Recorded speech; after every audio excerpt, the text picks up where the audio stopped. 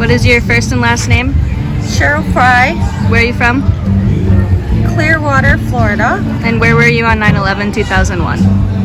I was in New Jersey, and I was off that morning when the planes hit the building, watching TV, and I got a call from my sister that said, "Do you know what's happening right now?" And I said, "No." And she said, "Turn on the TV." And I did. And I said, "Oh, somebody probably just, flew the plane into the wrong, like maybe they were on drugs or whatever." But it soon kind of became bigger than that. Obviously it was bigger than that, and it was very scary. So I was able to see the building implode from the balcony of my parents' apartment. I was a pharmacist. I am a pharmacist at the time, and I had to be called to work, and I'll never forget it. What is your first and last name? Carla Evans. Where are you from? I currently live in Parrish, Florida, but I was living in Clearwater, Florida at the time of 9/11. And on the day, I was working at Publix, and I had the morning shift, and I was working in their back office, and that's where I started hearing my coworkers saying something's going on, and I tried to call my parents to see what was going on since I was working, and I couldn't get through because the lines were all jammed up. But later found out about 9/11, and after my shift went home and watched the news and learned what was going on, and watched via the news the towers fall, and followed the aftermath. My family's in firefighting, and still to this day remember the firefighters that we had lost and the citizens that we lost on that horrible day. What is your first and last name? My name is Pia Jordan. Where are you from? I'm from Maryland, but I live in Florida. And where were you on 9/11/2001? On 9/11, I was at work. I worked at a government television station, and one of our administrative assistant got a call from her husband about a plane had gone into one of the buildings in New York. And so we sat there, pulled out the television so we could all watch, and then we saw all, the anchors. They seemed all kind of like they didn't know what was going on because we were watching the coverage.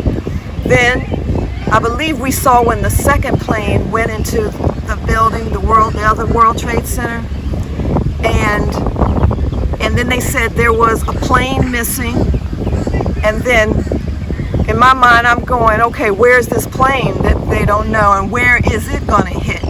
And so I know one hit the Pentagon, and I was thinking to myself,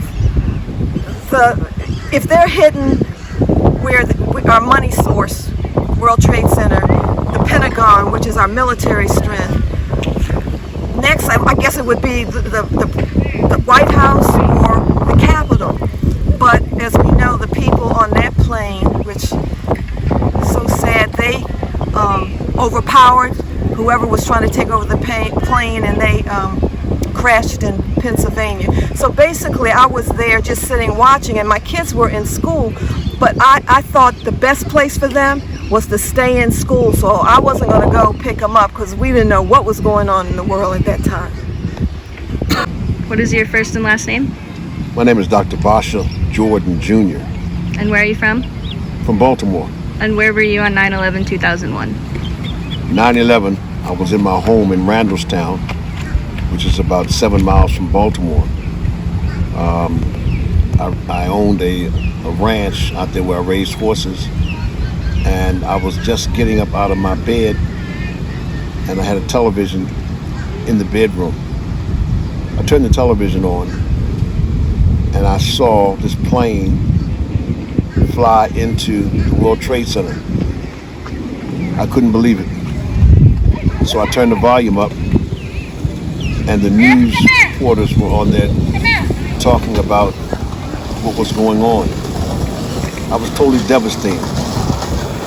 And to validate what was going on, I called my best friend to ask him, was this real?